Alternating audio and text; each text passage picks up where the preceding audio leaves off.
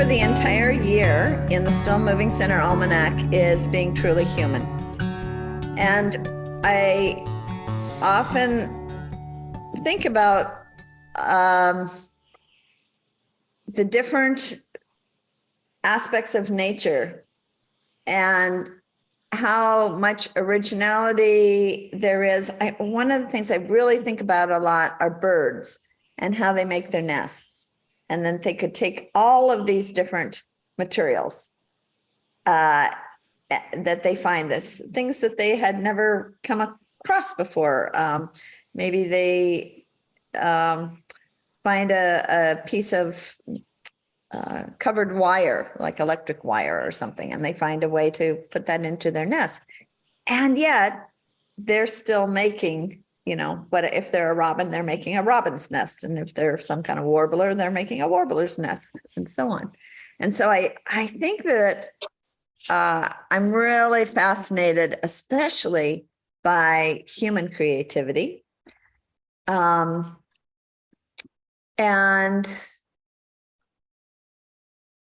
just how many billions of ways that can manifest in completely unexpected ways. And yet there is no doubt a source in nature for all of our human creativity. We're really fortunate to have with us today Jeremy Roske.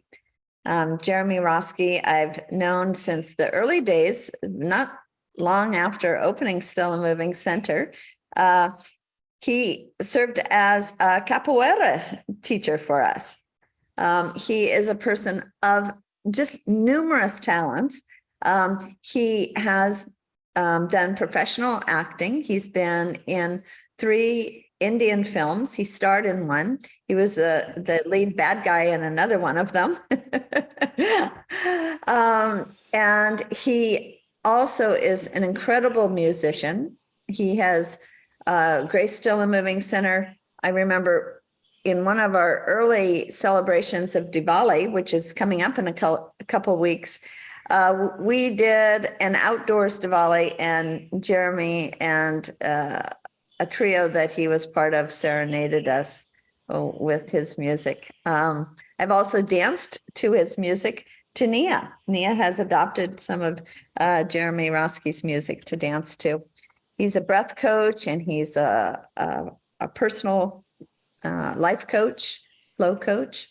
I could go on, and I think instead I should let Jeremy start sharing with us some of the ways in which, especially his training as an actor at Naropa Institute in Colorado, has influenced his work in the field of creativity. So what would you like to start telling us about, Jeremy? Thank you so much for being here. Thank you.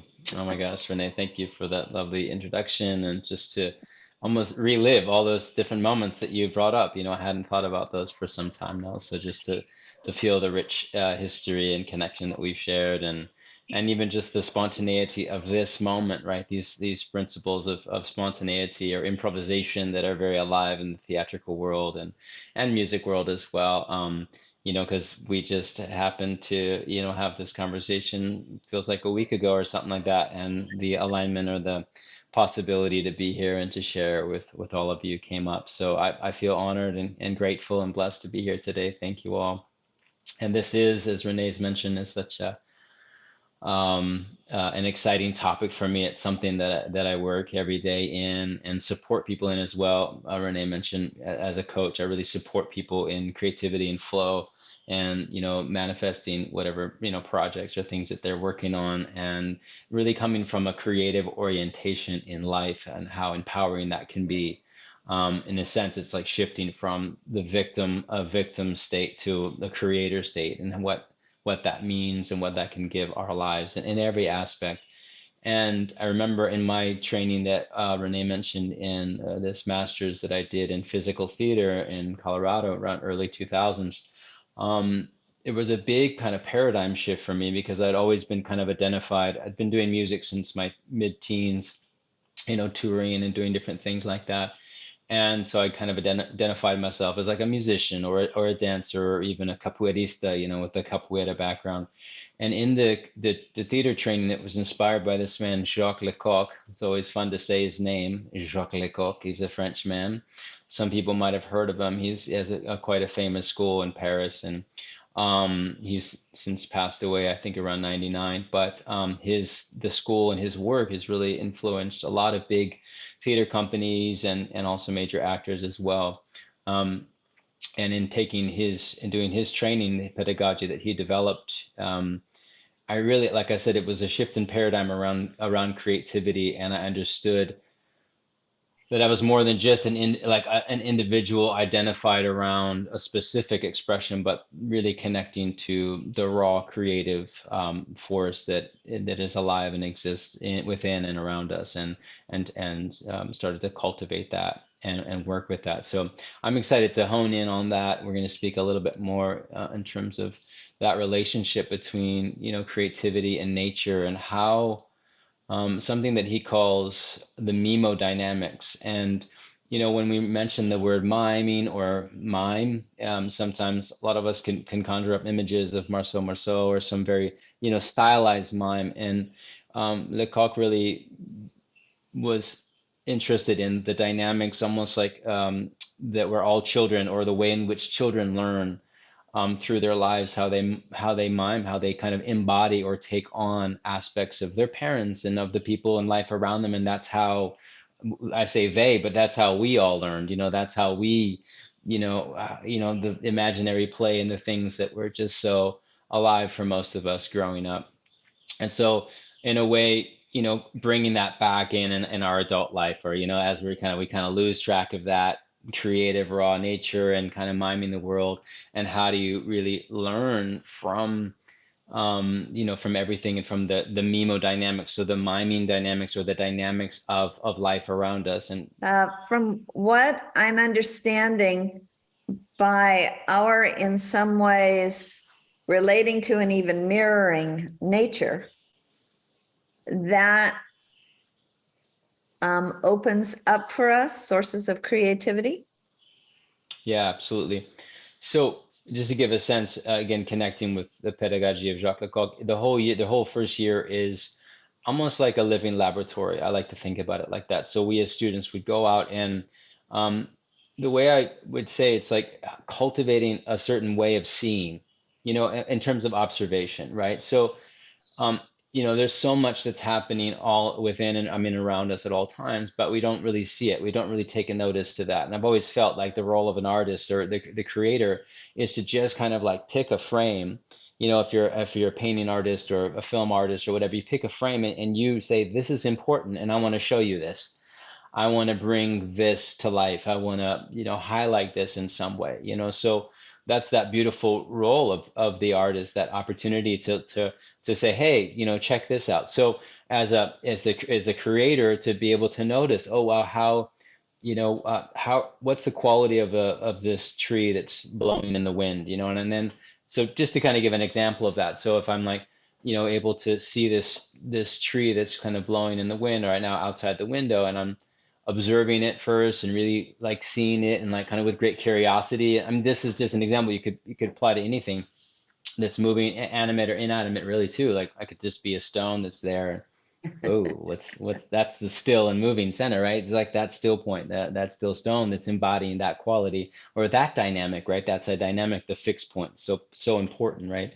We couldn't really actually appreciate the movements if we didn't have these fixed points. At any rate, so really the observer, if I was to take it step by step here, really observing and seeing it from all these different angles, and how is that moving, and what is that quality, and then trying that on. And that's where that kind of miming it, or that embodiment piece, and really comes in. So I try it on, and oh, is it like this, you know what I mean? And then I turn up the volume on that, so really just be 100%, like try to do my best to be this tree in the wind. And then I might kind of start to turn that down a little bit, and depends on what I'm, if I was a painter and I really was wanting to paint that tree, I could get inside that and really feel it, and then just start to, how would that movement manifest on the page or on the canvas, for example. Or if I was doing a character, and I wanted to connect it with something deeper than just a concept in my mind, but something that's like really rooted, like a tree, right? I see how those rooted qualities. Oh, I'm anchored, I'm grounded, and then this is where there's the movement and all those little subtleties that you can explore again by observing it, and then by embodying it, trying it on, and then work on in the theatrical terms, or like a certain transposition, right? So that's where the poetry kind of comes in of whatever the creation is I kind of transpose that and kind of create the poetry of that, and add whatever the human or whatever my interpretation might be into that, or whatever my kind of creative flair in that dance between what I've learned from said object or said dynamic that I see in the world. Amazing. Are you going to let us try some of that? Yeah, I think, yeah, for sure. Yeah, I think we're moving towards that in the timing.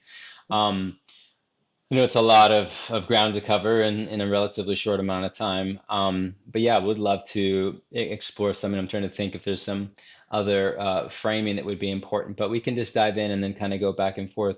Just to give you an example of some of the things that we explored, are the dynamics of animals, like seeing the different animals and the rhythm and the timing that animals, of course, from a sloth to a squirrel or something like that, to a dog, like, okay, I'm going to turn that down. Like, that like that can still be like kind of really subtle. Like I was like, this person is just like, and this is not a psychological character thing that I'm overlaying on. It's like this is a dynamic that's kind of emerging from me. Like, oh, this is cool, or it could be the opposite of like a cat, the way the cats move. You've seen, like whatever. And so that exploration. So the animals is a very rich territory. All the way to things like the different elements, which is something I think we'll explore right now and today. Is everyone kind of feel primed and excited to just do a little bit of exploration? We're all brave. Yeah, well, because I think this is the point, like of I hope of something that's kind of inspired through this time together is that one that the way you're seeing or witnessing or perceiving the world might shift a little bit from this conversation, like that you could actually go out and start to observe and try to take on, or because we are of course so much a part of the natural world. Unfortunately, so much disconnect has happened, you know what I mean? And we've cut off from our bodies, from our heart, and from our own nature. So hopefully by embodying or observing or connecting, we can start to feel more of that connection, more of that, the truth of our interconnectedness. That would be inspiring.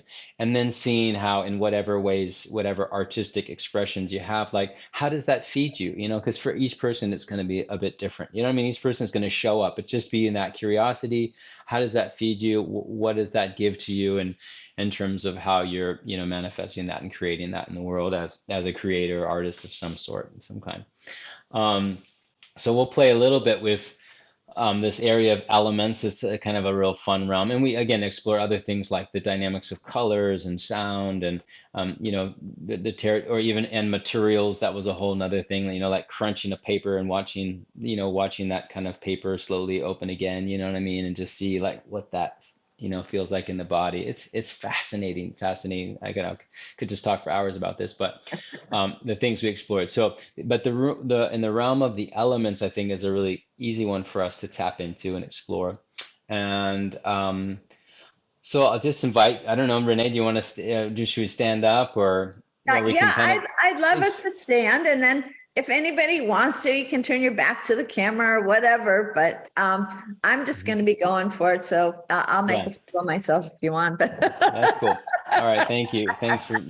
I'll sit down for a moment here. Otherwise, I'll have to adjust some things. But let's. We'll just go through and we'll work with 5 different elements and the way those can support us. And you can imagine, we'll put this in a kind of a theatrical context on how, if you were working with characters, how this would apply in terms of like kind of a character development, or, just creating more depth and dimension to a certain character. But we'll just start with this kind of the quality of air. And of course, air is breath. So let's just inviting a few breaths for everyone in. Just taking some breath. And we use this terminology, it comes in, it's like, well, what an airhead, you know what I mean? Someone, we can just imagine the qualities of what someone's like, yeah, and Renee's fully embodying it. What someone's like, they're just like totally in the air, man. It's like, hey, like starting to like float out of your seat if you're sitting there, or out, if you're standing, just kind of feel the quality of air. And of course, air has so much like wind, or it could have so many different other dynamics, but we'll just kind of stick with more of a broad sense of like, oh wow, guys, this is great talk. I'm really happy to be here. Like, this is cool. Yeah, yeah. I can see some of you, so I'm playing a little bit. And Renee's, yeah, flowing. Renee's almost in a sense kind of moving into a little bit of a water quality. So we'll just move through this since we don't have a whole lot of time. But you can just imagine what the air would be like. And if you had a couple airs in the rooms, they're just blowing each other around, you know what I mean? It's just like, oh gosh, that's not a party you want to be at really for too long, you just kind of feel a little bit, but anyway, so we're bringing in a little bit to the water, and that might be, oh, the fluid nature of water, kind of somebody just like pouring into the room, or it could be a lot of like, you almost can drown in it, and people are just kind of coming and watch it all over you and just feel like so emotionally like just, oh, I'm all over the place, man. I'm just, can I just be in the flow? And so it has, of course, water has a little bit more of a kind of a grounded quality in terms of, in comparison to air, but man, you can really feel where the water is and flow in and out. And the beauty of water, as Bruce Lee said, the water kind of fills the vessel. And so water really kind of takes on that shape. So it is kind of like coming in, being part of that, part of the space with the water, and the way that can work. But let's kind of like get some fire in the space. So fire could be another, of course, that passion, that energy. I kind of like had a certain dynamic in the animal exploration for a moment, but just, what would that be like to just, allow yourself to cook a little bit, so the breath again is a huge, doorway into that. If you're sitting or standing or whatever, just like, what would it be as, like I said, an ember fire, you know what I mean? And you're watching, I mean, I think we've been looking at as a species, as a human culture, not even a culture, but just we've been looking at fire for thousands of years, and how that, observing that and seeing that, and then, bringing that in and embodying in that in some way, of course. And then we can go with that, the volumes of things. Like, is it like, again, a smoldering ember of fire that you just kind of feel, or is it like, you know, this rage, like, come on, here, let's go. You imagine like a football match in Europe or something like that, when someone scores the goal and just, the whole audience just erupts in a certain energy. So that's a powerful manifestation of fire. And then we'll just bring it into like a grounded kind of wood energy, which has a little bit different energy than earth, even though it has that kind of a quality, but a stick wood energy, might have a certain rigidity to it. Even maybe the language becomes a bit more staccato in that way. Yeah, so it also depends on what kind of tree you might be, or, wood you might be observing. So how that can create also a sense of verticality as I'm, experiencing that. And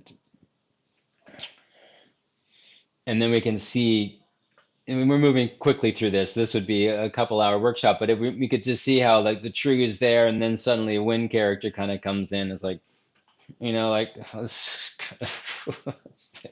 like, okay, and it comes back. Oh, what is the dynamic relationship between the elements, and what happens there? What I mean? Or the worst thing for a wood would be like for some kind of a fire character to come in. You know what I mean? It's like, like the fuel and the fire is like, you know what I mean?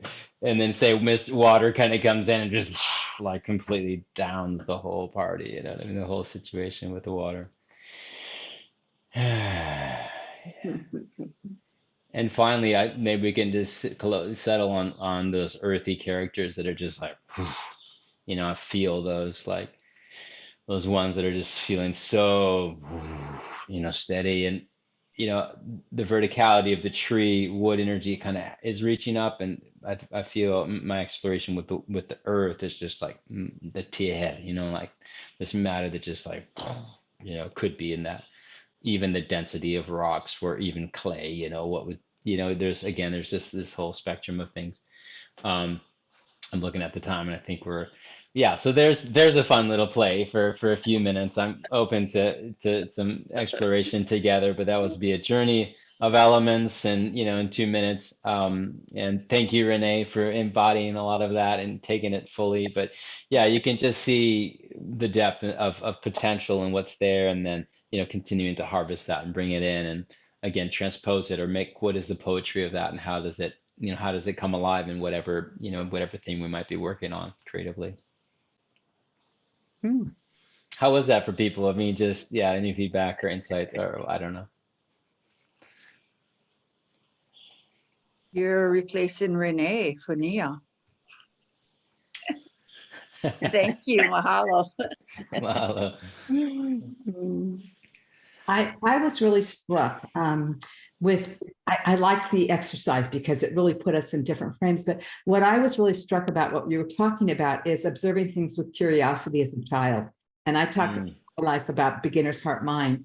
And, it's like, how do we observe or how do we try on and understand not just the elements, but the people around us? And if we can do it with, I'm watching the palm trees go back and forth, and what's it mean to have that movement? And I liked how you were saying that our way of seeing and perceiving the world can change. It's almost like walk a mile in my shoes. And it's allowing ourselves to really, instead of judge, for my words would be, instead of judging, how can we observe with curiosity and then really try on to see what it's like to be in their life or in life of the tree or the hurricane, or what are the feelings that go on with that. And if we can do that, there's a different level of compassion and love I think we can have for everything around us, because we're trying to understand with a childlike curiosity instead of a judgment. And I really like that. And when you mime it, it's like, how do we do that without words? How can we embody it versus being here? It's like, how do we really feel in our body? And I loved watching you dance, Renee. It was just, move. It was just so free and lovely. And it really did embody it. And it made my heart smile. So I really appreciate what you're saying, Jeremy. It was really helpful. Thank you. Yeah. Beautiful reflections. And yeah, I want to absolutely, I think that the way in which this can translate or affect all of our life, not just limited to someone who's creatively or has a creative orientation or you know what I mean, identifies as a creative or something like that, that the way in which we can be in and walk through the world as you described it, in more of an open, curious place. Where are you coming from? And we definitely observe a lot of the human beings of nature as well, and learn from each other, right? Because that's what we're here to do, is to learn and to imagine, what the experience of the other is, and try to bridge that gap, and being, into that place of empathy and compassion, and so I'm certainly striving for that, and what a beautiful framing, yeah. Before I call on Carolyn, I wanted to make a comment in regard to Diana's, which was that I've learned a lot from Debbie Roses, the co-founder of my movement practice, Nia. And she has taught us a lot about just watching people's gait, watching the way that people walk. An airport, for example, is a great place to do a study of this. And just something as simple, Cliff and I were out to dinner and met our gardener at the restaurant. And then as he walked away, I was noticing how his steps go like this. They're not like this, they're like that. And just kind of imagining myself walking like that. And he's not a person who ever wants to meet you head on. Like if you make a comment, he kind of defers off to the side and he'll say this and he'll say that. He never, of course, wants to have any kind of confrontation. But everything is a little bit, this way. And so it feels like even the way, if we're observant enough, in terms of how somebody carries themselves through the world, we can learn a lot about what's going on with them on the inside, I think. Absolutely. Carolyn, I see your hand up. Yeah, I really liked your opening comments about finding a framework, which you've demonstrated some types of frameworks, that maybe gives an aim or a purpose to something you're trying to do. And that seems to be needed in order for creativity to emerge from a deeper and maybe quite impersonal source. So, let's say you have to write a paper on something. If you can at least kind of give some sense, well, what's the purpose? What's the aim of this? And if you start there, even though you're completely vacant as to what you might write or speak or dance or something like that, if you create a framework, then you're more likely to say, maybe you pick a word, maybe you pick an image. Then you are more likely to touch a deeper level of thought that you, because each of us are chock-a-block full of thoughts and memories and all of that. So that something then gives you something to awaken creativity. And then once you kind of start with that, maybe then you can get linkage and you can go into a creative process. And I would think that as a dancer, that would happen too. I mean, you have your framework, but that gives some, you might say, breath to your thinking and your state of consciousness. And that's a way in which you hit upon something that is a source of creativity, and that leads to more creativity. And pretty soon you're perhaps adding to a dance that you already know.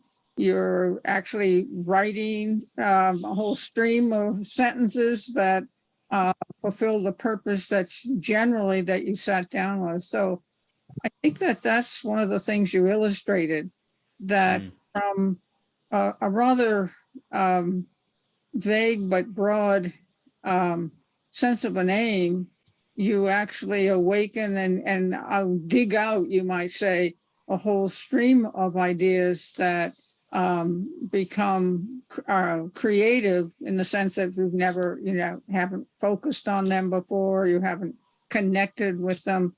So anyway, that's what I got from what you were saying. And I thought it's very helpful that you not panic, but you kind of give yourself a broader sense of an aim or purpose.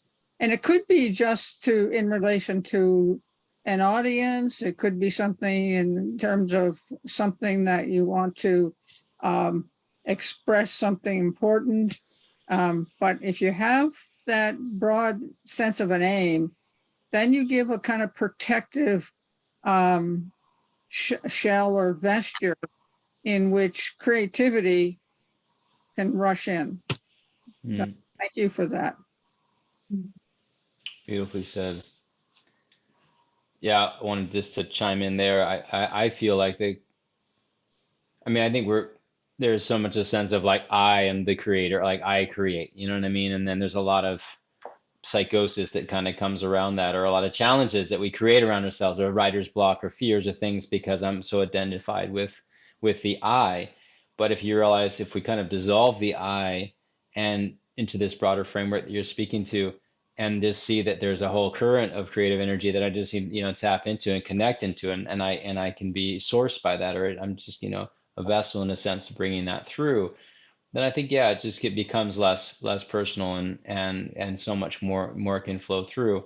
And what I was just, you mentioned on Renee's movement too, we can come from the head, from the mind of like, oh, and then I'm going to lift my arm and move like this, and then I'm going to have this going on. And that's so, so much from the mental. But you know, just by invoking an element or something like that, suddenly the body just does things, you know what I mean? And it's beyond the mind. It's kind of a more embodied approach to, you know, to the experience of it all. So yeah, just coming back to that kind of embodied sense, or like kind of tapping into a, you know, a bigger field of creative energy, that I don't feel like I'm the generator of that. I'm actually tapping into it, and it flows through me in that way. So beautiful. Yeah, you know, that word framework seems really key to me.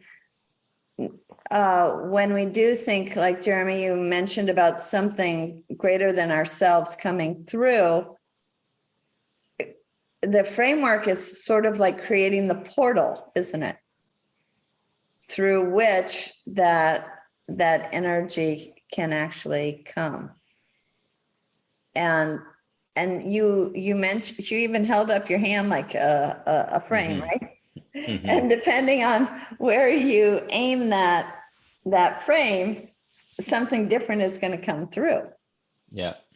And so you are doing something to shape it, and yet it's not you. You're just kind of shaping as it comes. It feels like sometimes in the creative process. Yeah. Two things you said I think are really key to emphasize is that we have to create space, which is that container. Like, we can create that space and have that invitation, you know, which might be like, well, what is it that I'm, you know, wanting to call in? So without that space, it's kind of, or that space to explore, it can be more difficult. So yeah, that kind of creating that space for me to even come in and explore in that space, or allow something to come in. Not that it's like I'm just gonna keep here. Then I create the space, open it, more that witness consciousness, and then see what emerges from that invitation as well. Beautifully said. You triggered a lot of thoughts, Jeremy, and me. But one of the ones about you know, the modern world and the challenges and problems that we all have as modern human beings. Mainly, they seem to boil down to the problem of separation, where we feel very separated from one another, and especially we feel separated from nature. And from that, we kind of develop, like you said, victimhood or alienation or loneliness and things like that. But what I think your presentation gave me a window a little bit into maybe Hawaiian culture. And I really had a question for Mary here, in that it seems when I've watched hula, Mary, a lot of it has to do with miming nature, different elements of nature. And the Hawaiian language has so many nuanced words for all the different elements of nature: the air, the wind, the clouds, the water. There's so many subtle insights into the different aspects of nature. And I was wondering, Mary, especially with children, when you teach children hula and you're teaching them to mime different elements of nature, how do they respond to that? So this is a question more for Mary, actually, because she's a hula teacher and she teaches children hula. So can you give some thoughts on miming nature and hula? Absolutely. Thank you, Cliff. Hula is the interpretation or the embodiment of everything around the individual. And yes, it does embody all the elements, the wind, the waves, even the flowers and the stones, the rocks. And when Malia and I are working with children, they're so receptive. And just telling them to look out, okay, now the sun is up, let's mimic the sun. And you make the shape of your hands go around and make the roundness of the sun and all of those things. So children are wonderfully receptive to all of the vantage points, everything that we see in nature. And we definitely do point to the flowers, the rocks, the fish. Malia has a wonderful hula about the different kinds of creatures that are in the ocean. And everybody loves the shark with his teeth. So yes, hula does very, very much emphasize and mimic nature. And also you were mentioning about the different words that describe, I don't know, there are over 100 names for the winds alone, or the rains, the different types of rains, the beating, the hard striking rain, the gentle mists, just what you can see. You may not be able to feel it, but you can see it. So yes, Hawaii and the Hawaiian language is very descriptive, not only for nature, but also emotions, just like everything else that humans go through. So yeah, thank you for that, Cliff. It seemed like a good connection to me. Thank you, Cliff. Thank That's you. so great. So great to Uh, presence that. Amazing. David's in Honolulu as well, Jeremy. Right across the street from Still and Moving, as a matter of fact. Aloha, Jeremy. I All came right. in a little late. I came in the middle of wind and Okay. You blew in. You blew in. Well. wind, and then I settled into the water, and there was actually some water music playing in the background.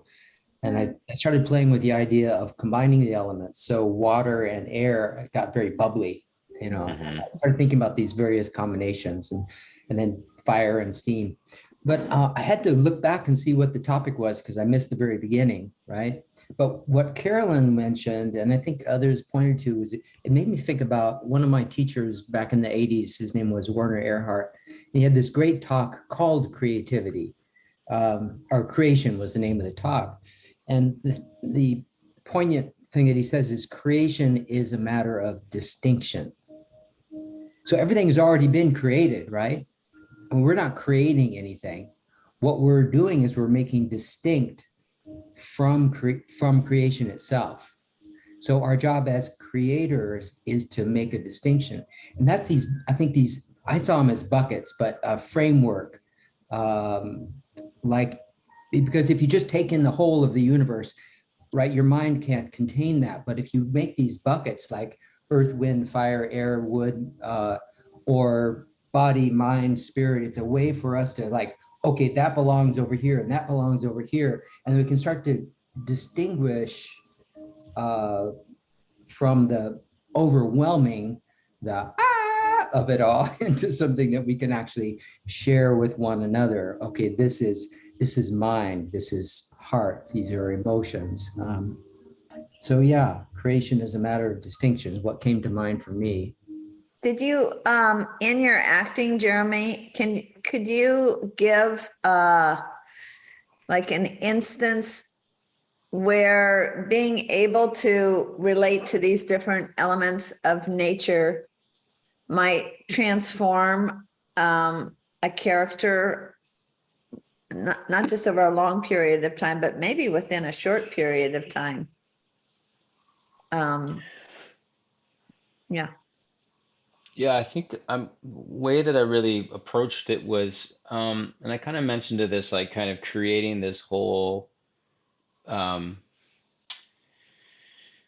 think it's really, so if I was approaching a character and I could approach it from a mental space or kind of a storyline or a thought around it, but when I could tap into so much more of that kind of creation, well, how would this, how would this character respond? Or how would the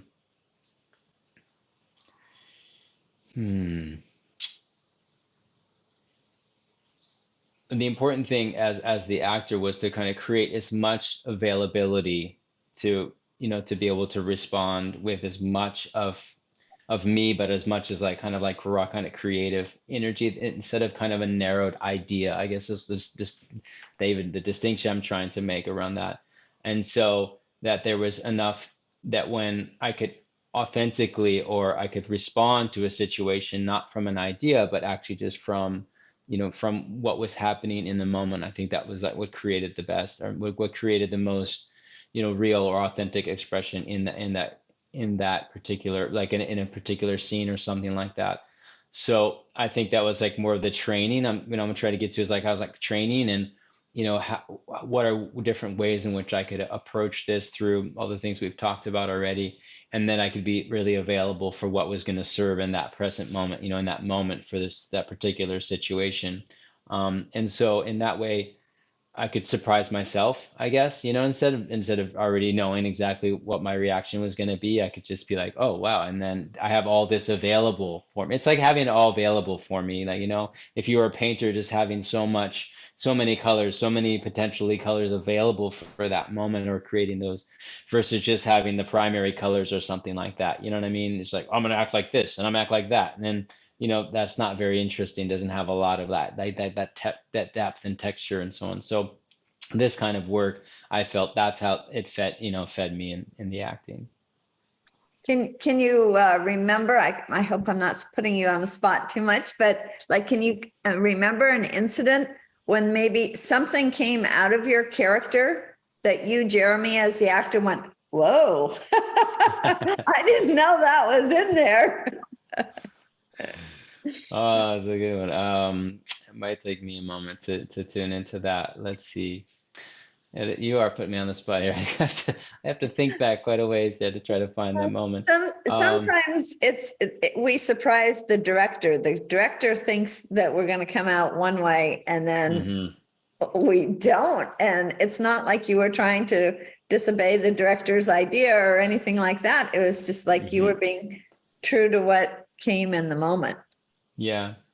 I think a moment where this was a film that I kind of was a lead in, and it was a real emotional scene, and it was my son was taken away, and it was like the moment which I really kind of was experiencing the loss of him being gone. And I think I was really surprised. Like, I just was open. I didn't have any idea what was going to go, and I think I had like, and because my character was a musician, and I think I like strummed a chord or something like that, and like the sound, and then like I said the name, and it was just like boom, I just started bawling. It was like so there, and I just was like, you know what I mean? I was like weeping. It was like my body was moving and the whole thing, and I was just like, whoa, that was a really powerful moment. I think, and the director was pretty kind of like, whoa, man, you kind of really went there.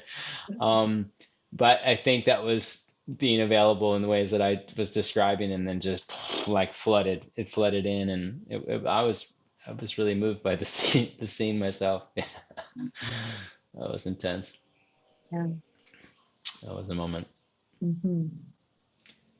And so it sounds as though you're cultivating those different skills, like all that stuff that you did with the Lecoq method of the Mimodynamics made you have all these skills at your disposal, right? Whereas, for example, when I was learning how to paint with, I was learning how to paint, and I could see in my mind's eye what I wanted to do, but my hand didn't really know how to hold the brush right to make the strokes look like what I could see in my mind's eye. Whereas once you had been through that training of, going through that kind of like getting crumpled up, like you talked about a piece of paper, right? You're getting all crumpled, and then you loosen that up and you can unfold. I mean, I can imagine that kind of thing. Or you're playing water, maybe you're water in a bucket that springs a leak, and all of a sudden, whoo, or whatever. But I'm talking about how creativity is enhanced through training. Yeah. Yeah, absolutely. Well, it feels like those pathways, it's like kind of like stretching or creating more space, more availability, more, more connection, more to tune in. It's just like having the most of us online, you know what I mean? And then how that is able to, how that's able to come into play is a mystery sometimes. And then, or there's the skill, there's the technique, right? You were mentioning with your painting, right? There's the technical side, and then there's just like the energetic system. Do you know what I mean? So like if we're, acting and, around in terms of emotion, right? In the world of emotion. So if our emotional channels aren't really like open and stretched, and we're able to be vulnerable and to cry or to feel our anger to whatever, and we're so suppressed as a culture, emotionally for the most part, especially men, then it's like, how am I going to actually stretch and open to a bigger energy or a bigger possibility if I haven't, you know what I mean? If I haven't explored that or trained in that way. And so I think that's like the focus of the training, not necessarily specific, but being able to have access. I think we all want that in life and in our creations or whatever we're doing, right? We just want to feel the full breadth of why we're here, or or what's available for us, whether we're on stage or not, or whether we feel like we create something or not, but that just like that's what it means to be alive. And as so many have mentioned, just connecting us with life and the world, and to be moved by things, to be like, impacted by things in a way that really reminds us that we're human, or reminds us of what it means to be here and the gift that life is. Yeah. That brought up something for you, Diana. Yeah. I was thinking about what David was saying about the distinction, and I can't even remember if that's exactly the word you used, but that there's all of creativity. And what I'm hearing you say, it's almost like when we notice what's around us, we're not in the big picture, we get in the small picture, we see this frame. And the more that we can see the frame or the little parts of it, then we can expand out from that.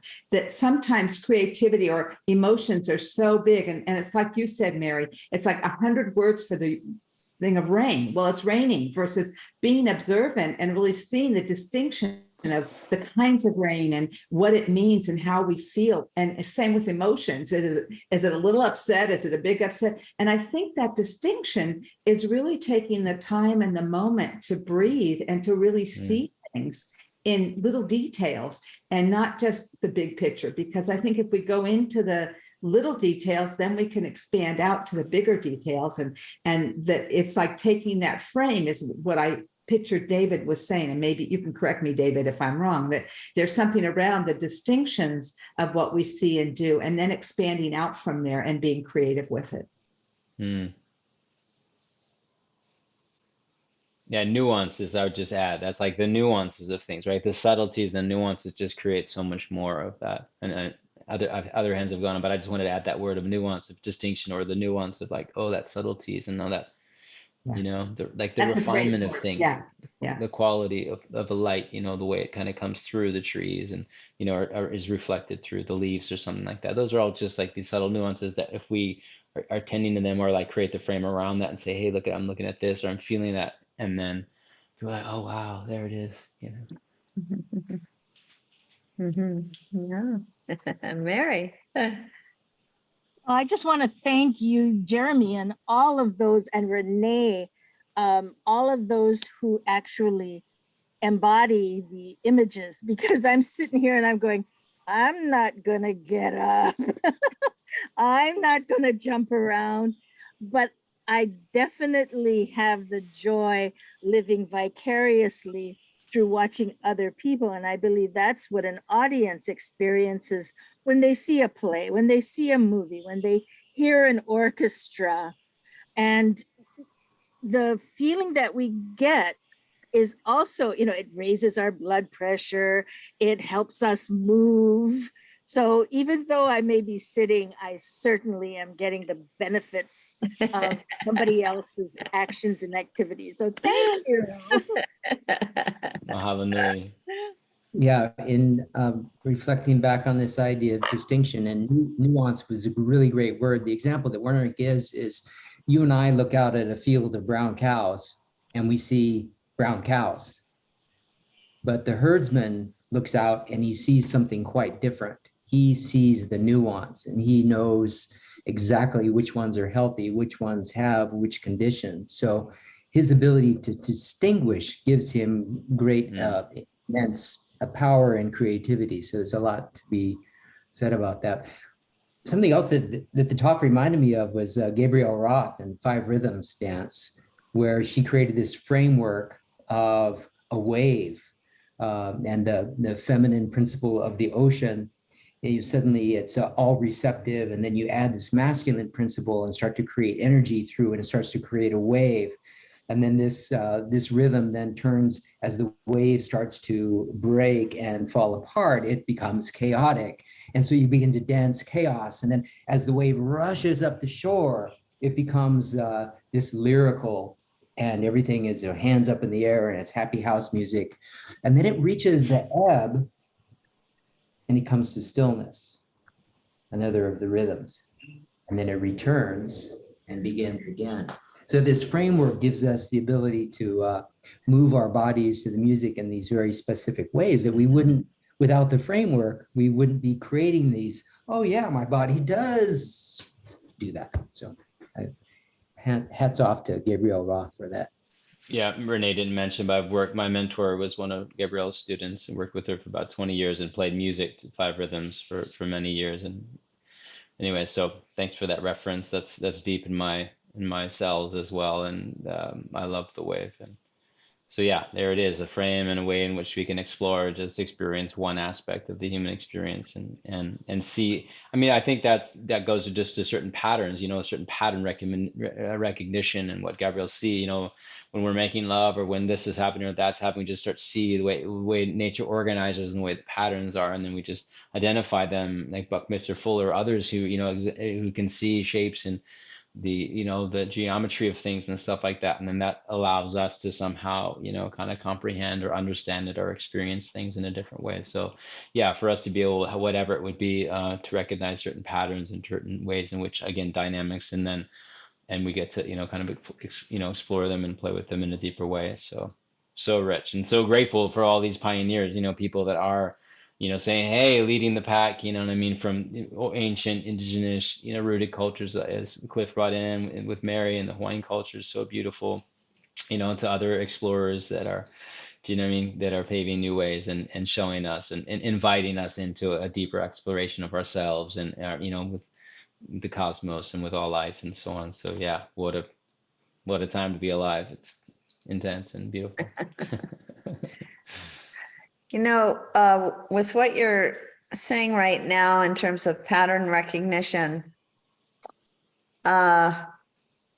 there's one thing for us to be personally creative, and there's another thing to be creative in such a way that what we create just can cut through time, can cut through cultures, and can impact people, throughout the world and throughout the ages.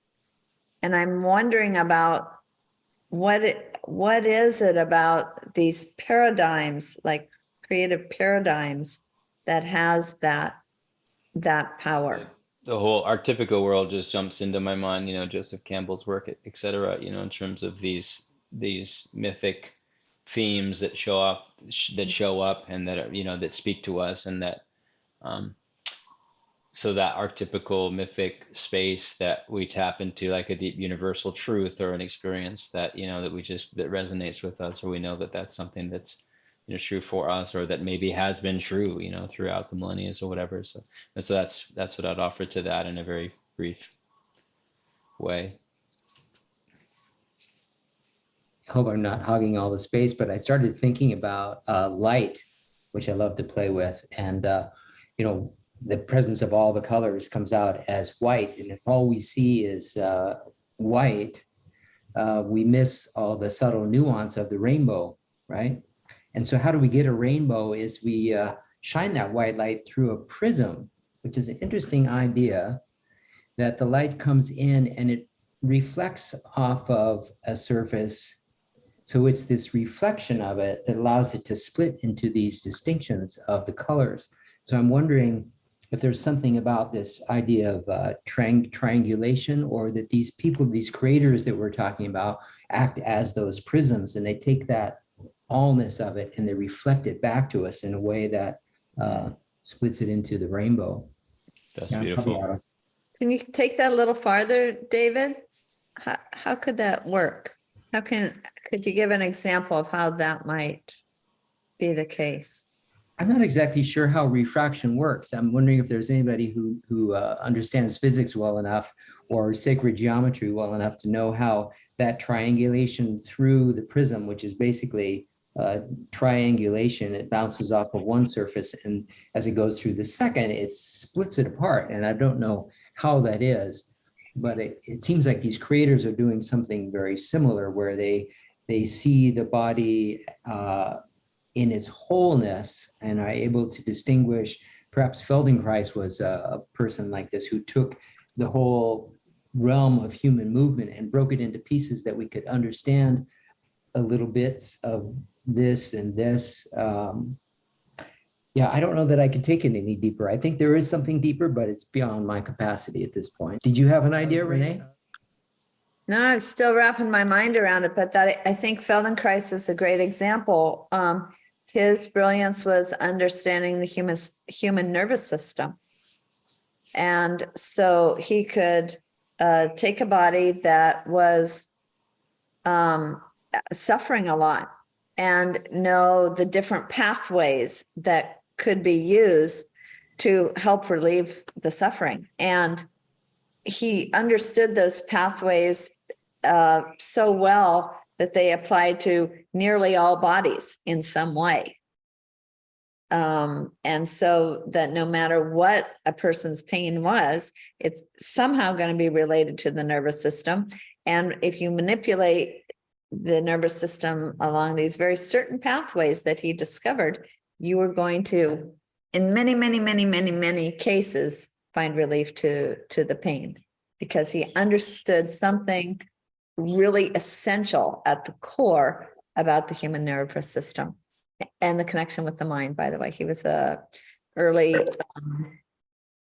pioneer of what we now call neuroplasticity, this mind-body connection through our nervous system. Yeah. In relation to writing something in terms of creativity, you may have made an outline, but if you do tap creativity, you just throw away the outline and go with the flow, so to speak. The sentences just come to you. So that's a good sign that you're not trying to be mechanical and follow an outline. I found it really interesting I really appreciate the topic, because it really is an embodiment of what we're seeing and doing. And when David spoke, what came up for me was, we all see a life through a prism. I know nothing about prisms or refraction, but what I do know is that we all take in information and we reflect it out through our own, the way that we process in ourselves, or the way that our framework with which we see the world. And I think, Jeremy, what you're talking about is coming back into the embodiment and really getting into the other person, instead of having the filter of our own viewpoint, of really being able to touch in and really feel the humanity and the oneness of all. And I really appreciate it. So thank you very much. Oh, thank you. Yeah, it's beautiful. Yeah.